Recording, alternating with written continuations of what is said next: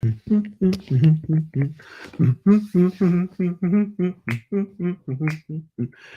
games, board games. I might be talking about board games, but I'm not gonna shout. Hello, my name's Bez and I have two knees. Today I'm going to talk about how the possibilities of games gets me fired up, and I am like, wow, imagine all the things that we could be playing now if only they existed, and then I go and make the game, but towards the end it's a little bit like I'm not doing it for my own sake. Hello, good morning, good afternoon, good whatever it is, wherever you are. 10 a.m.-ish time UK time for Bessie Beats and Board Game Bladder. Episode 955. Well, I wanted to talk about us. Yeah, I was trying to work out what to chat about, and I was thinking about talking about the deck construction game. And then I thought, well, why am I talking about this? Why am I excited to talk about this? And all the possibilities and my card designs and my concepting, because and why am I not talking about categorical and the other things that are basically done? And yeah, why am I not talking about them? And I think it's because of the possibility space. At the start, it's like, wow, I could make anything. And then later on, you're like, okay, I'm going to make a deck construction game. That's what I'm doing for this project. It's going to be a really accessible thing. And then how do we make this work? Okay, we have multifunctional cards. Okay, we're putting this together. Okay, we've got the basic rules of the game. Okay, the cards can still be anything. The cards could be discarding stuff from other people's hands, or the cards could be making you play a small mini game, or the cards could break any rules of the game, because that's how cards work in these kinds of deck construction games. They can change the rules. And then why am I not getting fired up about the Kickstarters that I've got to get the files to? And like, I even got Chris to make the files, and they're probably on a Google Drive. I need to check in with Chris. Hey, please help me find them. Where are they? And at this point, it's kind of like this bureaucratic, logistical nightmare of just getting it sent off to the printer, getting it done over, making sure the dates align, and then getting them all posted. And yeah, at this point, it's kind of like it's done in my mind, and I need to do it. Of course, this is not meant to excuse me from doing it. I guess this is a reminder to myself that to expect that boring bit at the end, that bit that is kind of a slog. And yeah, a reminder to everyone else, and maybe a reminder to say, hey, in future, I should have maybe the files sent off to the printer. Maybe that would be a way to avoid this in future. If I had, okay, here are all the files with you, and we're ready to press go. And because it's a busy bargain bag system, like, we can get additional stuff, like maybe rather, because Kickstarters, if we're being really honest, it's especially with my recent Kickstarters, once you've done a bunch of them, it's not about funding that particular thing. It's about, yes, is this a totally absurd thing that no one is interested in? Well, maybe I should not do it at all. But as long as there's some minimal interest, it's more about, can I keep doing this? Do people support this? And are people still supporting me generally with this? Like, will it fund me to do the next thing and then the next thing? And if I want to do stretch goals, rather than improve the physical thing, I could be improving it by having a how to play video. There's other stuff that I could do beyond the printing, and then I could still get that printing out a lot faster than I've been doing. And it's a reminder to myself that, oh, I could do it a wee bit better. Anyway, not everything's rubbish. Let's talk about recent highlights, living life and seeing the sights, recent highlights, playing games and other delights, recent highlights. I'm going to say that yesterday I became elite in Sushi Go on Board Game Arena. I've been playing lots of Board Game Arena, And yeah, I'm just really digging those chopsticks. It's like this question of, do you get the wasabi that triples your score for the next thing? So the wasabi can potentially give you 6 points, but then the chopsticks that can allow you to get the sashimi free cards for 10 points, or the crab 2 cards for 5 points. Like, that's a really cool thing. Just walking out, getting to the park was lovely. I had a nice chat with a new busy buddy, Lynn. I'm really excited to have them. Hello, Time Roller. Thank you for joining in. It's lovely to see you. And I have been just watching Justin and Matthew play a game about wee whimsical creatures and trying to identify them after some mixed noises, which is super lovely. There's still a few minutes left, but I paused it to do this. But yeah, those are some of my recent highlights. What have been some of your recent highlights? What's been good in your life? I also want to talk about, hey, brilliant thing, what's the little thing which is brilliant? I want to talk about tomato juice. I just love tomato juice. I know it's not for everyone, but it's not just, yeah, I like the way it tastes. I enjoy it. And then when I realized, wow, this is like something that's I can find really filling, it's quenching, it satisfies my hunger, and it's actually low in calories. So that's kind of my, healthy snack, as opposed to grape juice, which is kind of really high in calories. And yes, I do go with red grape juice, in case you're wondering. As always, feel free to comment, ask questions, and please do follow. But yeah, main topic about the start of the game, the possibility space of the game. For me, it is kind of like, as you go through your design, you're starting off with a vague idea of what your game might be. And that ideation, for me, is the most enticing part. Wandering around and basically coming up with this structure of hashtag drawn together game in a 1 hour walk around the park. I mean, that kind of thing is the stuff, that's the romantic idea. But then it's not enough to just have that basic concept. At that point, I didn't realize that, well, each of these spaces, they don't need to be physically similar in size. They need to be similar in value. So the first ever, this is actually the first ever time that it was played, and hashtag drawn together game, Ghost versus Skull, this was. And it's really bad because the two things are similar, so there's a lot of space which both people are wanting the same, and also there's all these spaces around the corners which neither person really cares about all that much. And that taught me that, okay, the spaces need to be roughly equal in value, not in physical size, but in how much it affects the game. And then I made a new, what was it? Love Heart versus Skull, which worked really well, and I'm still playing that. And I played it more and more, and then it's at the point where it's like, yeah, this could be slightly better. That was a really good first attempt, but now I need to refine it, and that's a slog.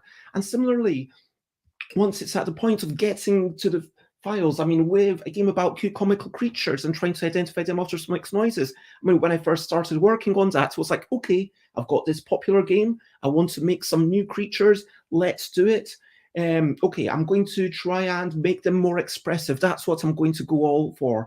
I'm going to draw them slightly more in a cute way, because at least one person said that they really want cuter creatures, and that was my inspiration. That one person on Board Game Geek said, hey, I like the game, but these creatures are a bit too creepy for me. And thank you to that person, because, it's done okay. And then getting these cute comical creatures, I thought, okay, I did a bit of research. I drew them on the paper. I sketched them out. Joy.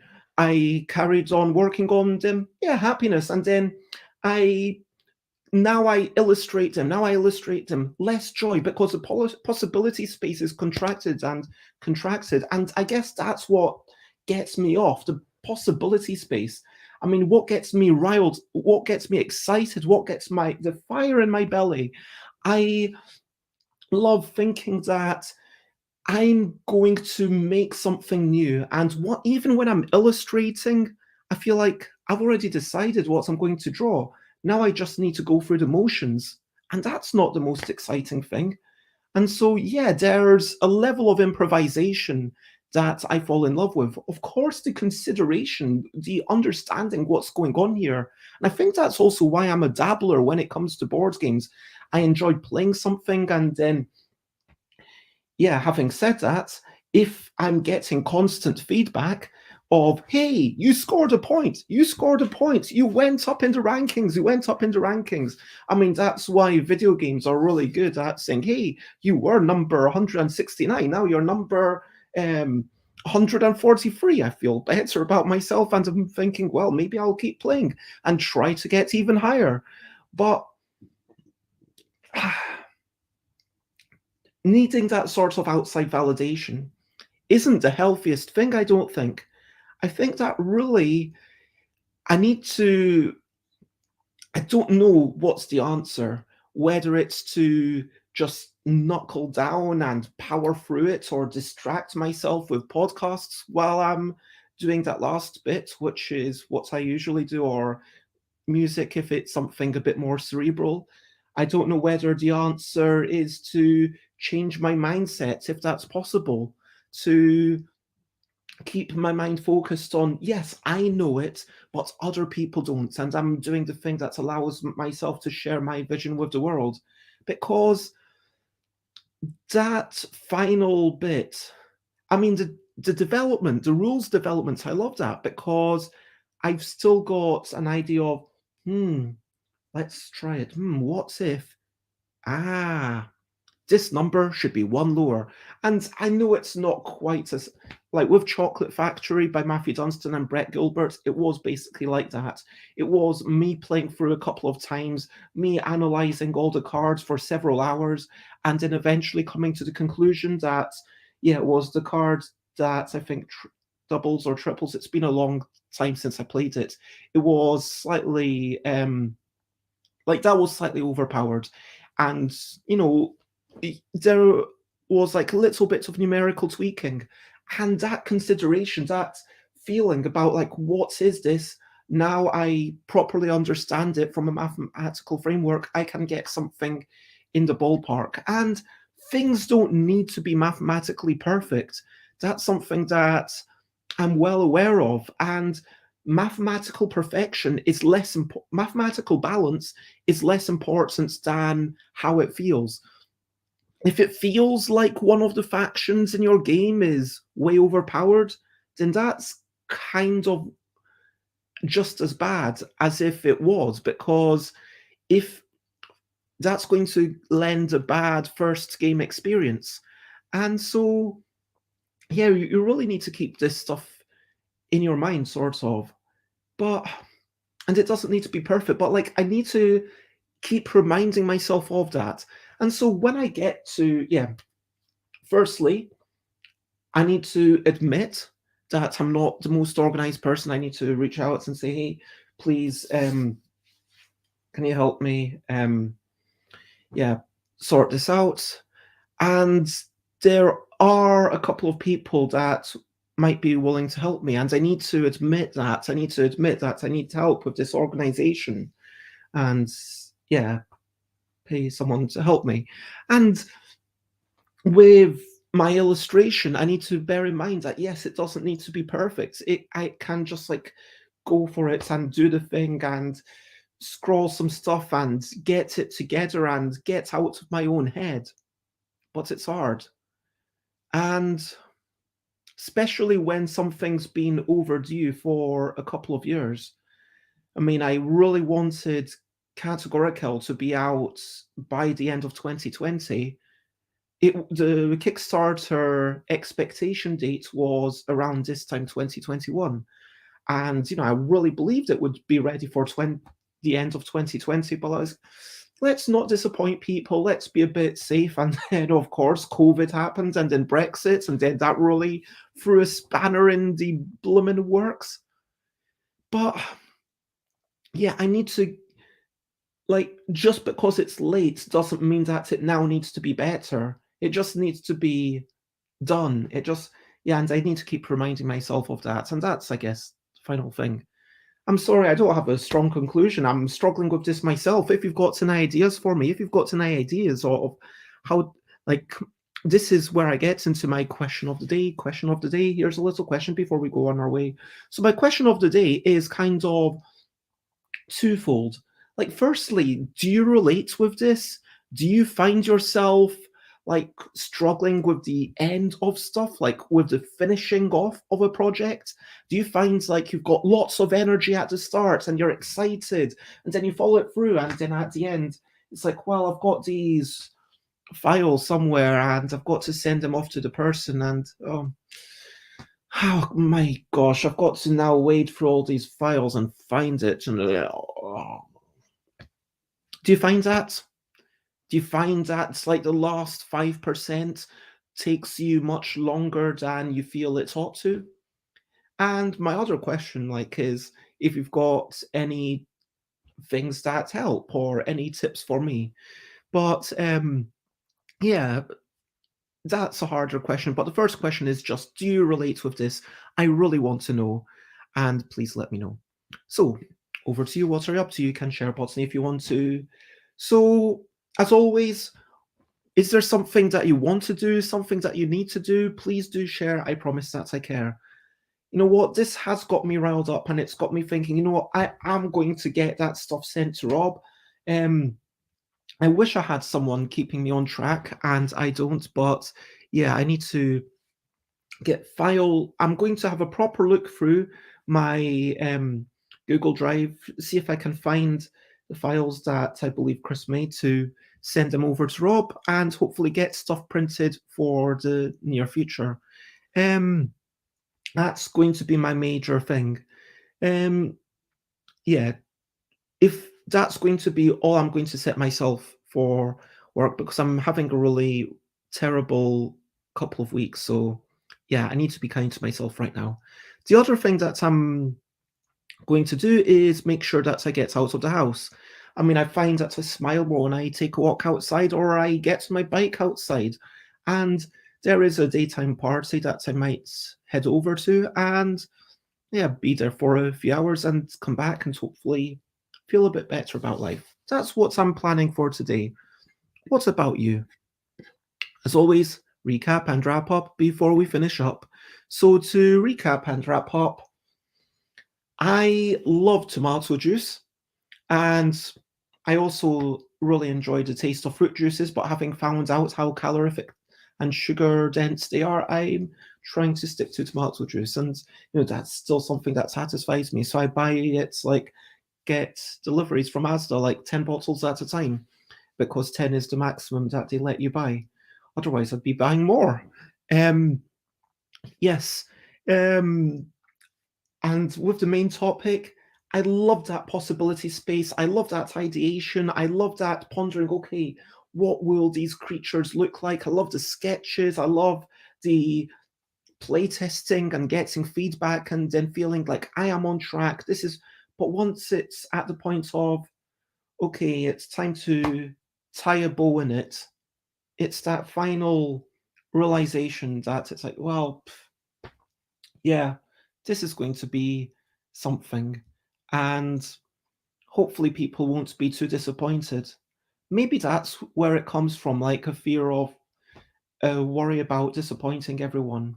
But yeah, I mean, something mediocre, I mean, something bad is still, even if it has problems, there's still some goodness in it. It's not like I'm making a game that I know is bad. Like, the general concept of the game is still pleasing people. So even if there's, you know, even if the illustrations aren't as good as I would like, or even if, you know, the execution isn't quite perfect, you know, just got to power through and not be such a bleeping perfectionist. But yeah, please share, spread the word. Thank you very much, everyone. And to everyone out there, yeah, please do like, just share your mind. Do you relate to this at all? I really want to know. I am Stuff by Bez in all of the places, Twitter, Instagram. I'm not on Instagram so much these days. I find it quite stressful. I stream on Twitch and YouTube and on my Facebook every day at 10 a.m. And if you want to go into my Discord, stuffmybed.com/Discord. And yeah, I don't have lots of streams planned the next week. So if you've got any questions that you would like me to answer, then please do get them in and I will answer them. The following week, I've got a few guests and topics lined up. But in any case, lots of love. And the only thing left for me to say is bye, bye, bye, bye. This is a goodbye song. Blue, blue, blue. Bye, bye, bye, bye. Thank you for watching along. Bye, bye, bye, bye. This is the end of the show. Bye, bye, bye, bye. And now it's time to go. Bye, bye, bye, bye. This is a goodbye song. Bye, bye, bye, bye. Thank you for watching along. Bye, bye, bye, bye. This is the end of the show. Bye, bye, bye, bye. And now it's time to go. Bye, bye, everyone. I hope you have a wonderful day. Bye, bye.